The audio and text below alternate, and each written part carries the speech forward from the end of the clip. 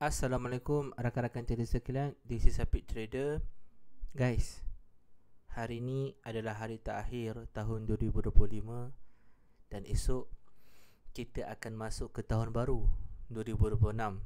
So with that, aku nak share kat korang semua 5 pengajaran yang aku dapat setelah aku trade SCPO selama 10 bulan.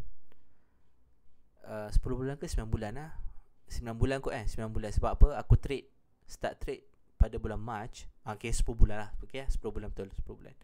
So aku start trade SCPO pada bulan March 2025. Dan aku just nak, sebelum aku go through aku punya pengajaran nak share kat korang semua aku punya pengajaran, aku just nak share sikit aku punya experience lah. Experience trade SCPO ni, for the past 10 months, emosi aku memang tunggang terbalik lah. Okay, memang tunggang terbalik. Ada satu hari aku happy gila sebab aku punya portfolio dalam sehari je boleh increase dalam 10% kan, 20% macam tu. Tapi ada hari aku nangis dekat pucuk katil. Okay, aku punya portfolio down 10%, 20%. So dia macam ada hari kau happy, ada hari kau muram. So dia macam memang barai lah aku punya emosi for the past 10 months. Okay, dan in fact pada bulan 6 aku mengalami kerugian yang besar, paling besar lah kan. Okay, dalam sebulan tu almost 5 figures. Actually bagi aku is 5 figures punya losses lah. Sebab apa? Sebab termasuk dengan commission sekali, aku rasa 5 figures punya losses lah. So memang aku down gila pada waktu tu. Dan memang aku decide sebenarnya aku nak stop trade lah SCPO. Aku just cakap dekat diri aku, mungkin SCPO ni bukan untuk diri aku. So aku nak fokus dekat US stock saja. So memang aku stop bulan 7. Okay, bulan 6 tu aku rugi besar. Bulan 7 tu aku memang tak ambil apa-apa trade dekat FCPO. Tapi at the same time, pada bulan 7 tu juga aku aku terserempak dengan orang yang trade teknik op lah, opening range breakout. Dia sebenarnya macam ni guys. Actually aku dah jumpa teknik op ni awal lagi pada bulan 4 ke bulan 5 macam tu. Dan aku try buat backtesting, tapi aku tak nampak op ni boleh pergi jauh dekat FCPO. Dan bila mana pada bulan 7 tu, aku pun tak ingat lah bulan 7 ke bulan 6, bulan 7 lah, betul lah bulan 7. Sebab bulan 7 tu yang aku stop trade. Aku terserempak dengan satu trader ni lah, which is nama dia Scarface Trade. Dan juga ada dua trader, Scarface dengan JDub Trade. Dia trade opening range breakout ni kan. Dan bila mana aku tengok, sebab cara dia trade berbeza dengan video yang aku tengok masa bulan 4, bulan 5 tu kan. So bila mana aku buat backtest cara yang dia trade kan, JDub dengan Scarface ni trade op ni kan, guna style dia orang, aku nampak boleh pergi jauh teknik op ni. Tapi at the same time, itu just a backtesting lah. Backtesting aku nampak result. Tapi bila aku dapat result backtesting tu so aku terus start trade balik pada bulan 8 tu. Tapi still aku masih lagi dalam keadaan bulan 8 tu aku tak profit lah. So pada waktu tu aku sedar lah, walaupun aku ada framework, aku masih kena lagi fine tune that framework, bergantung terhadap instrumen, apa instrumen yang aku trade lah. So aku trade CPO kan, so aku kena fine tune lah aku punya execution, cara aku trade, cara aku trail, cara aku exit. Aku kena banyak lagi buat fine tune. So bulan 8, bulan 9 pun aku masih, walaupun aku dah tahu framework aku kan, bulan 8, bulan 9 tu, so walaupun aku dah tahu framework aku, tapi aku still lagi struggle, still lagi rugi. Bulan 10 pun sikit rugi. Tapi itulah start bulan 11 yang start aku share teknik op tu. Masa tu memang aku punya sistem dah memang clear lah. Actually itu pun tak orang cakap apa, tak fully 100% orang cakap apa, 100% conviction lah. Maksudnya maybe 90% macam tu lah. Okay, just in the middle, lepas aku share korang aku punya teknik op tu kan dekat YouTube channel aku, mid November baru aku aku dah orang cakap apa, dah ada satu complete system yang aku rasa memang aku takkan fine tune apa-apa sangat lah. Aku tak tahu in the future, tapi now I would say that aku punya sistem memang dah perfect lah. Aku just kena follow je, dan dia terbukti dan alhamdulillah bulan 11 aku dapat close dengan profit. Okay, dan tapi again lah, walaupun aku dah ada complete system, aku masih lagi buat kesalahan bodoh lah. So aku just nak share kat korang, bulan 11 tu aku dapat buat increase aku punya capital sebanyak dalam 50% tau, dalam 50% macam tu.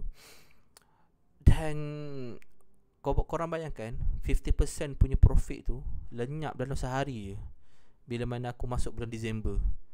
Memang gila betul lah. Aku orang cakap apa, memang stress gila, sebab aku dah buat cantik gila bulan November tu. Memang aku trade flawlessly, naik 50% aku punya ni capital. Tapi satu hari je aku punya keuntungan bulan 11 tu lenyap terus sehari je.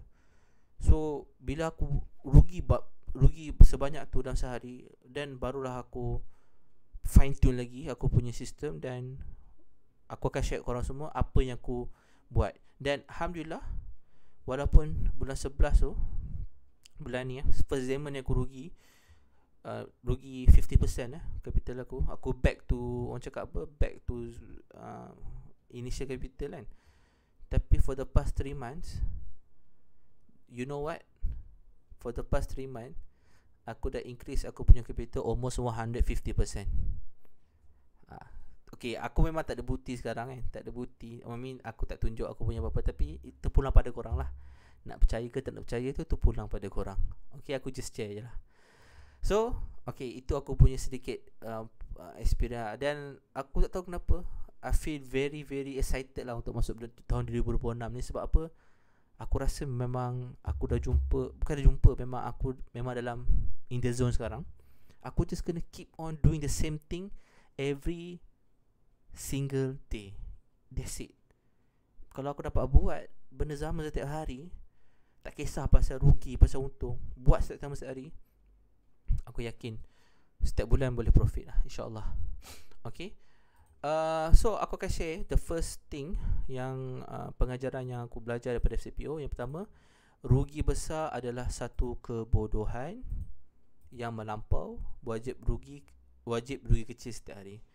So this is the thing yang memakan diri aku lah pada bulan 12 ni. Kalau aku tak rugi bulan satu hari tu, yang aku rugi 50% tu, sekarang aku dah increase aku punya capital dah, I think almost 200% lah. Okay, 200%. So it's very interesting lah, sangat-sangat interesting. Okay, so rugi besar tak boleh buat. Memang tak boleh buat guys. Rugi besar, tambah-tambah FCPO ni, kalau korang sehari tu korang dah rugi 50%, memang saya tak boleh guys, tak boleh.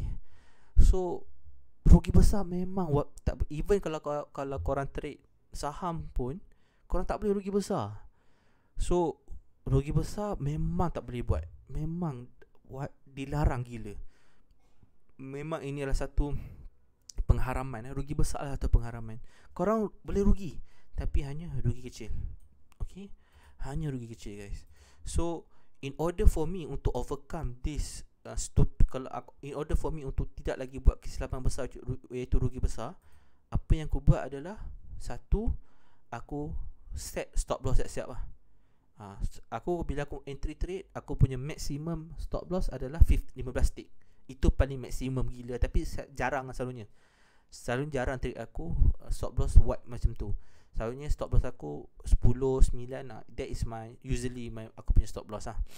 Okay, tapi 15 adalah max. Dan aku memang, kalau korang pakai CQG punya platform, korang boleh siap dah. Korang stop loss berapa tick. Even TP pun korang boleh siap kan. So itu yang pertama. Dan yang kedua, apa yang aku buat untuk elak rugi besar ni adalah, yang point yang kedua adalah apa dia? Aku trade sehari sekali. Yes, this is the key guys. This is the key. Trade sehari sekali guys. This is the key untuk elak revenge trading.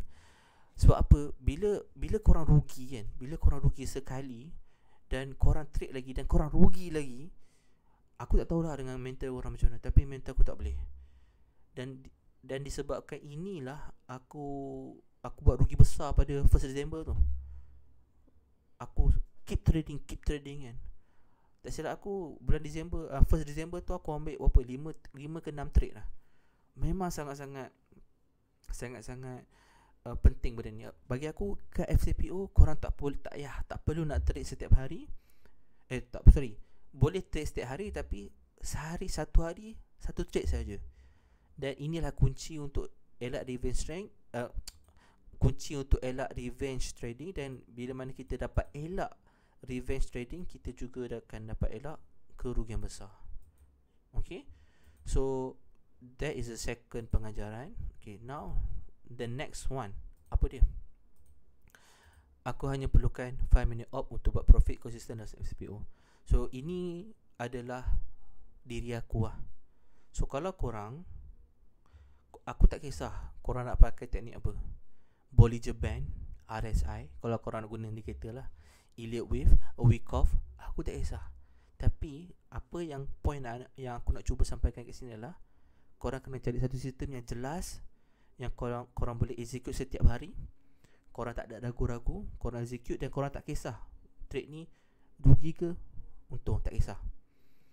Dan kalau korang boleh buat benda tu selama 30 hari dan korang sebenarnya tak ambil pot pun pasal result, tapi korang jelas, korang punya execution jelas, dan insyaAllah korang pun akan rasa benda yang sama yang apa aku rasa sekarang, which is aku hanya perlukan this one je. This is the thing, inilah sistem aku, inilah framework aku, inilah mindset aku, dan aku takkan tukar lah. Now it's time for me to make money. It's time for me to be profitable every single month. So aku tak perlu kisah dah pasal sistem orang lain. This is me, this is my identity. Aku hanya trade 5 minute op saja. Aku hanya perlukan 5 minute op saja. Okay. Dan untuk point yang keempat, this is also recently aku baru cakap apa, baru realise yang 5 minute op ni akan lebih naikkan win rate aku kalau ada breakout of structure ataupun trend line. So nanti maybe aku boleh share kat korang semua apa yang aku masukkan kat sini adalah, dan aku akan share kat korang semua. Tapi this is the thing yang aku rasa buatkan win rate aku naik lagi tinggi, dan aku tak ambil unnecessary trade lah.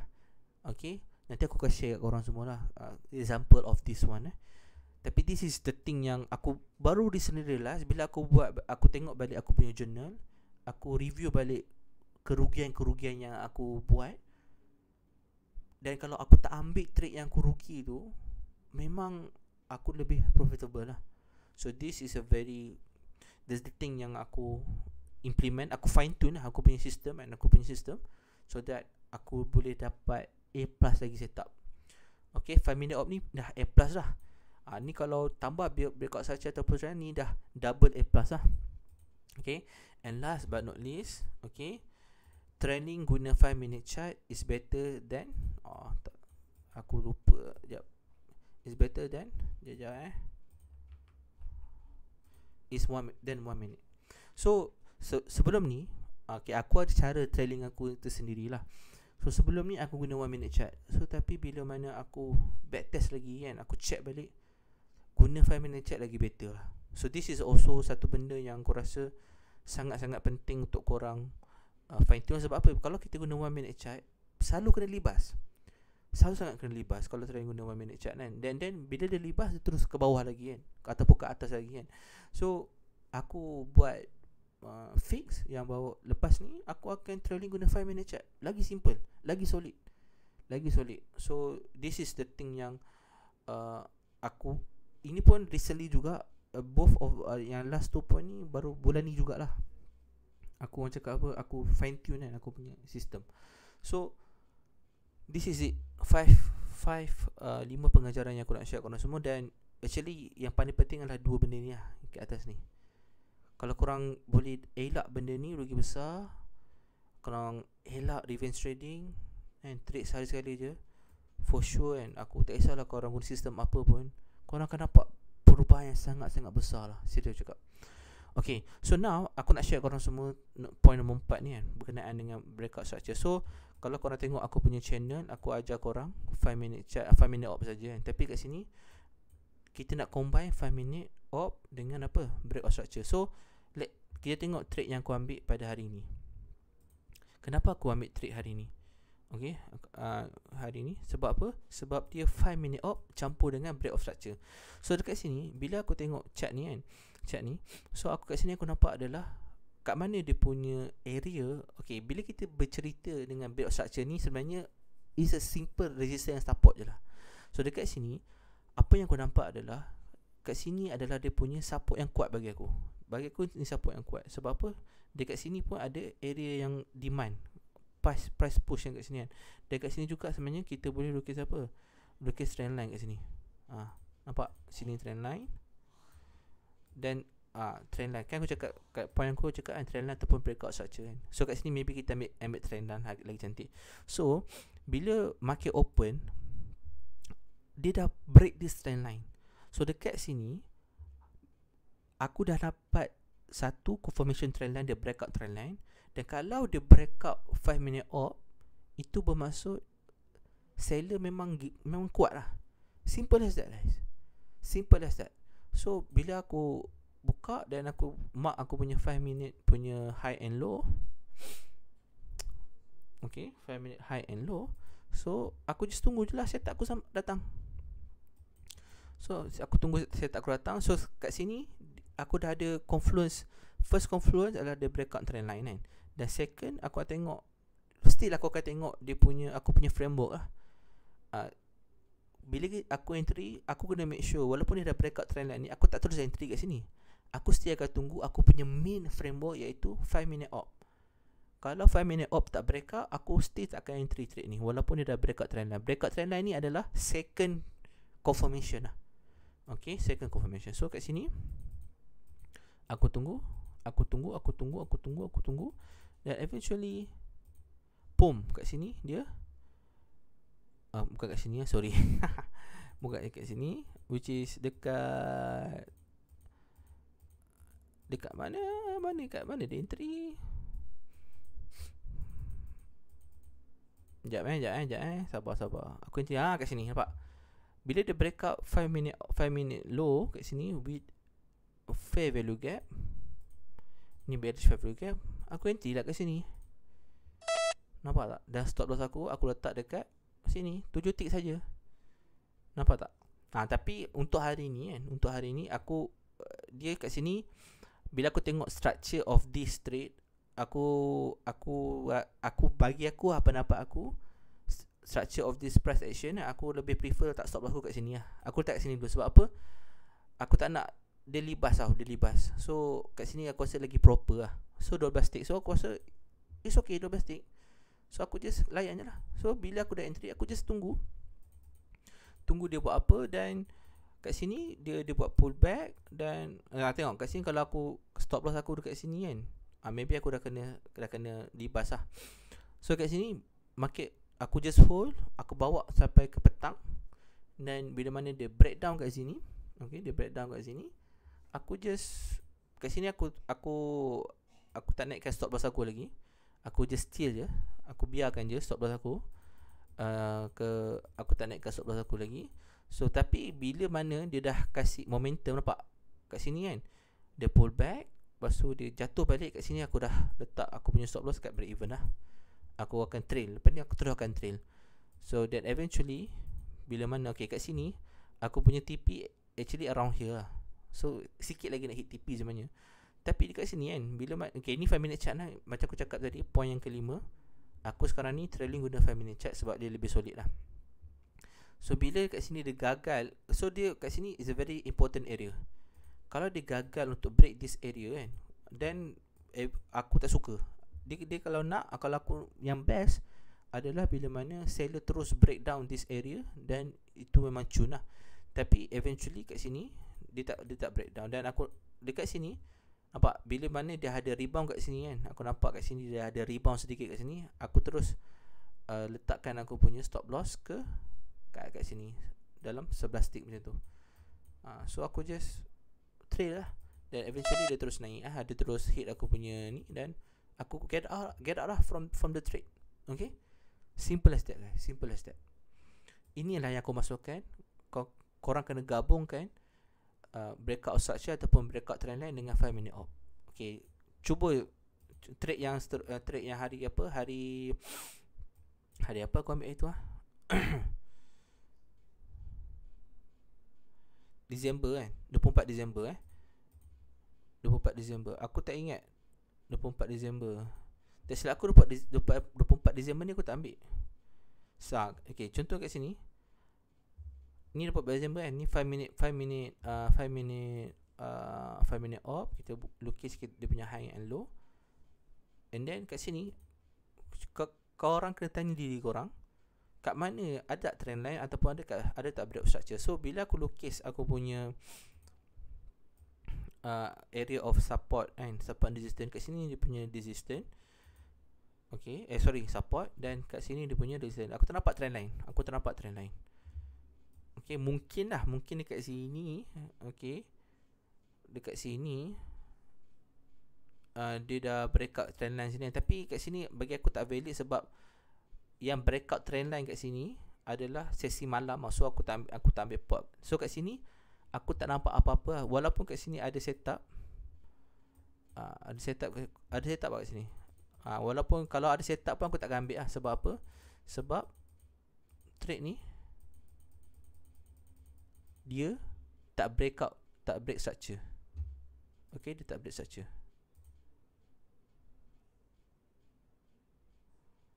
Okay, so nampak dia tak ada apa-apa, dia tak ada.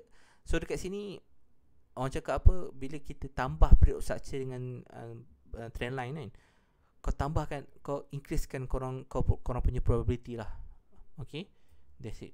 So itu adalah contoh yang aku nak share korang semua lah. Dah berapa minit video ni? Dah 22 minit. Aku rasa cukup lah kot. So guys, again, ini adalah aku punya sistem, aku punya framework. Dan kalau korang nak jadikan this framework adalah korang punya, korang kena banyak buat backtesting, korang kena banyak buat fine tune. Sebab apa? Even though kalau korang just tengok video aku ni pun, korang takkan, sometimes korang tak boleh relate. Sebab apa? Korang tak rasa apa yang aku rasa sebenarnya, tak experience. Maksudnya bila kita buat real trade and then kita fine tune kita punya sistem, aku dapat rasa tau benda tu. Maksudnya feel. Cakap tapi kalau korang just tengok video aku ni kan, dan korang cuba nak implement dekat korang punya sistem, dia kadang susah sikit. Sebab apa? Korang tak rasa trade yang aku ambil, dia punya feel tu, trade yang aku ambil. So korang susah sikit korang nak implement. So dia sebenarnya okay, as long as korang dah ada framework kan, korang trade guna op. Okay, guna op kan, bila dia breakout ke atas korang trade kan. This is dia punya main orang cakap main ingredient lah. Okay, tapi dia punya dia punya seasoning, okay, macam masak pula kan, dia punya seasoning semua, fine tuning, rules kecil-kecil, rule kecil dia kan, korang kena build sendiri lah, mengikut korang punya personality. Okay, so itu korang kena. Tapi yang main ingredient dia, main framework dia, korang boleh follow. Tapi dia punya alat-alat kecil, perkakas dia kan, dia punya seasoning semua, korang kena cari, fine tune. Okay, dalam korang punya sistem. Aku tak tahu, aku rasa maybe aku banyak merepek, tapi tak apalah, aku post je lah video ni kan. So guys, tahun 2026 akan menyapa kita esok hari. So I wish you guys all the best as a trader. Mudah-mudahan tahun depan kita boleh sama-sama buat profit FCPO setiap bulan InsyaAllah. Thank you so much for watching. Assalamualaikum.